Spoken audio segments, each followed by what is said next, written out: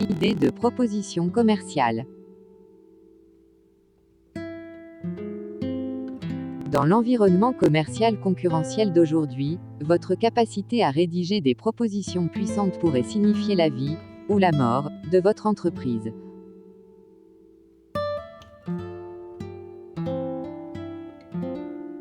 Lorsque les agences gouvernementales et les grandes entreprises ont besoin d'acheter des produits ou des services auprès d'une source externe, elles publient souvent ce qu'on appelle une demande de proposition, RFP, un document formel décrivant leurs besoins.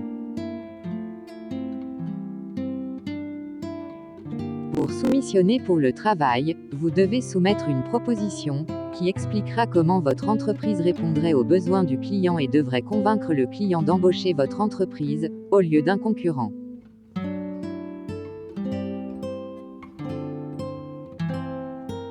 L'entreprise de Charles Wakefield, Tectonics International Inc., est une société de conseil de Scottsdale, en Arizona, qui aide les organisations à modifier leurs processus, systèmes et autres structures internes. Wakefield dit que l'obtention de leur premier contrat de service n'était pas une question de chance.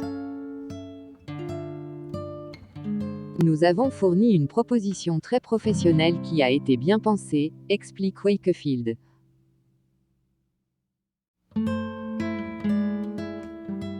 Et nous avions des personnes possédant l'expérience spécifique en gestion de la qualité totale et en gestion participative que cette organisation de transport en commun basée au Texas recherchait.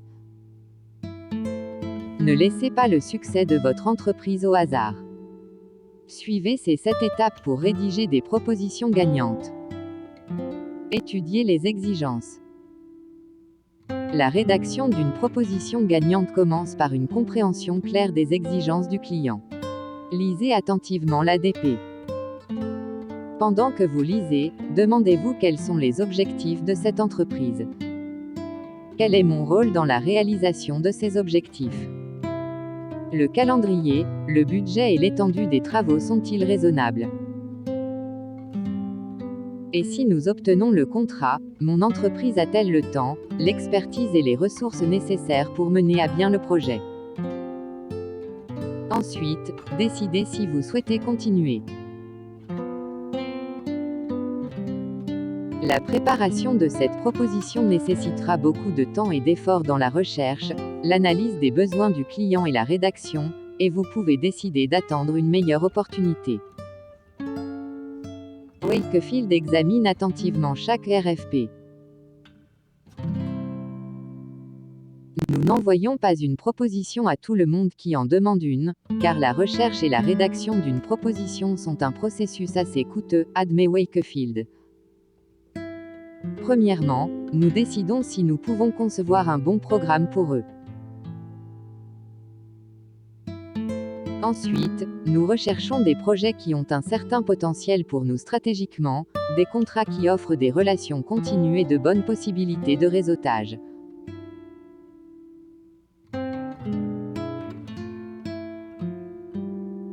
Comprendre le client.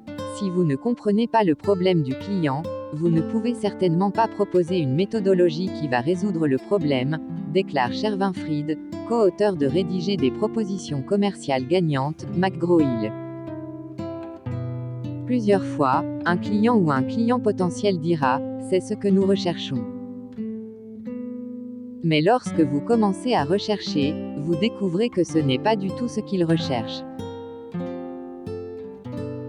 La meilleure façon de comprendre ce dont le client a vraiment besoin est de parler avec lui. Interrogez les membres de l'organisation sur leurs préoccupations, leur politique d'exploitation et leur philosophie de gestion. Découvrez si des tentatives précédentes ont été faites pour atteindre les objectifs décrits dans l'appel d'offres et pourquoi ces solutions antérieures n'ont pas fonctionné. Demandez-leur ce qu'ils aiment et n'aiment pas dans le fait de traiter avec des consultants comme vous et quels critères ils utiliseront pour évaluer votre proposition. Vous voudrez également obtenir des informations générales sur l'organisation et le secteur dans lequel elle évolue. Posez des questions comme celle-ci: depuis combien de temps l'entreprise est-elle en affaires? Qui sont leurs principaux décideurs? Quels sont leurs principaux produits ou services? En quoi cette entreprise est-elle meilleure ou pire que ses concurrents? Quelle est la situation financière de l'entreprise? Pour préparer leurs propositions, la société Wakefield a interrogé les cadres supérieurs sur la qualité et la formation du client Esperluette, service de développement, ainsi qu'un agent d'achat. Nous avons appris que l'objectif de notre client était d'atteindre un niveau plus élevé de service à la clientèle, explique Wakefield. Et il voulait le faire en changeant le processus de gestion. Si vous n'êtes pas en mesure de parler avec les employés de l'organisation, faites quelques recherches secondaires. Visitez la bibliothèque ou vérifiez auprès de collègues qui ont peut-être travaillé pour la même organisation, ça vaut l'effort.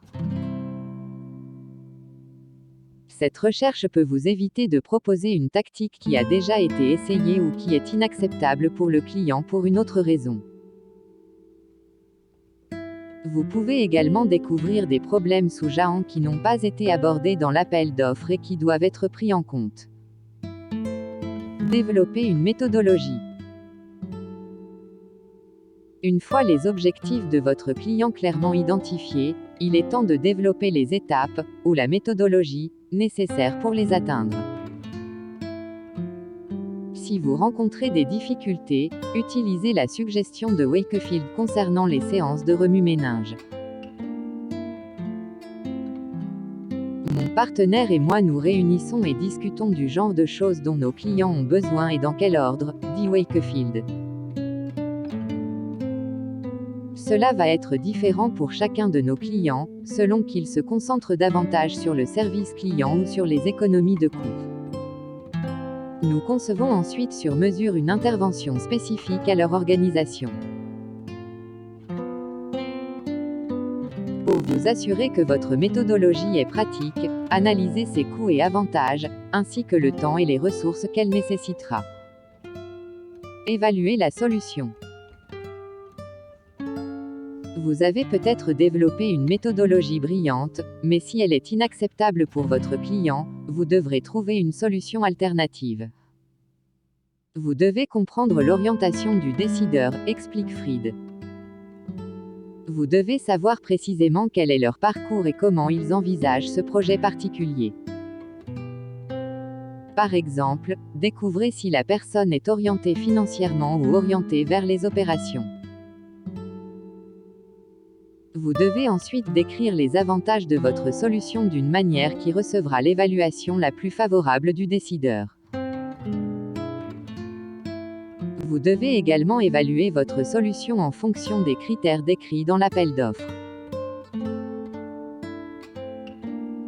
Par exemple, si votre proposition est évaluée en fonction du prix et du délai d'exécution, il est peu probable qu'une solution longue et coûteuse remporte le contrat de votre entreprise. Surclassez vos concurrents. N'oubliez pas qu'une proposition est un document de vente, conçu pour persuader le client d'embaucher votre entreprise plutôt qu'un concurrent. Assurez-vous donc que votre proposition renforce les atouts de votre entreprise et réponde à toutes les réserves potentielles que le client pourrait avoir concernant votre embauche. Si votre concurrence est une entreprise beaucoup plus grande que la vôtre, alors tu dois montrer tes points forts, dit Fried. Peut-être êtes-vous spécialisé dans le domaine du client ou pouvez-vous vous concentrer intensément sur la résolution de son problème. Pour bien présenter vos points forts, vous devez savoir comment vous vous situez par rapport à la concurrence. Si vous avez de la chance, le client divulguera les noms de vos concurrents, décrira ce avec quoi ils aiment travailler et offrira une opinion sur les capacités de vos concurrents. Rédigez la proposition. Maintenant que vous avez terminé les 5 premières étapes, la plupart du travail est fait. Il ne vous reste plus qu'à rassembler les informations dans un format de proposition. Nous nous référerons donc au travail que vous avez effectué au cours des étapes précédentes. Si l'appel d'offres spécifie le format de votre proposition, suivez cela exactement. Si aucun format n'est spécifié, Fried recommande d'utiliser les en-têtes suivants. Situation actuelle. Expliquez le contexte ou le problème qui a motivé l'organisation à publier un RFP. Cette section sera compilée à partir des informations générales décrites dans la DP, ainsi que des recherches que vous avez effectuées à l'étape 2. Objectifs. Expliquez clairement les objectifs de votre proposition. Vous les avez formulés à l'étape 2, sur la base de l'appel d'offres et de votre compréhension de l'organisation et de ses problèmes. Méthodologie proposée. Décrivez chacune des étapes recommandées, développées à l'étape 3, qui conduira l'organisation à atteindre ses objectifs. Temps et coût. Expliquez en détail le temps et le coût requis pour chaque étape de la méthodologie, sur la base de vos calculs de l'étape 3. Cette section doit également spécifier comment vous facturerez le client et quand le paiement sera attendu. Qualification. Décrivez en détail pourquoi votre entreprise est la meilleure pour ce travail. Ces informations seront basées sur vos atouts concurrentiels et sur les critères d'évaluation de la proposition, que vous avez développés à l'étape 5. Avantages. Discutez des nombreux avantages que le client retirera de la mise en œuvre de votre recommandation. Cette section est basée sur les avantages identifiés à l'étape 4. Appliquez les touches finales. Examinez attentivement la proposition pour vous assurer qu'elle répond entièrement aux exigences énoncées dans la DP. Assurez-vous que les informations sont organisées de manière logique et qu'elles répondent pleinement à chacune des préoccupations du décideur. Enfin, demandez à quelqu'un en qui vous avez confiance de relire la proposition pour détecter les fautes d'orthographe et de grammaire.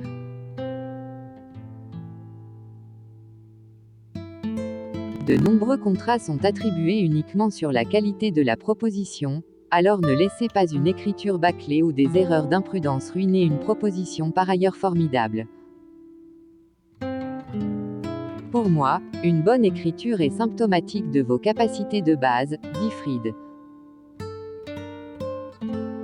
Une mauvaise écriture et une mauvaise grammaire me feraient demander, à quel point ces personnes peuvent-elles être bonnes si elles ne peuvent même pas s'exprimer intelligemment. Pour m'assurer que la proposition terminée a l'air aussi professionnelle que possible, imprimez-le sur du papier de qualité et faites relier la copie finale par un professionnel. Préparez-vous ensuite à mettre en œuvre la solution que vous proposez.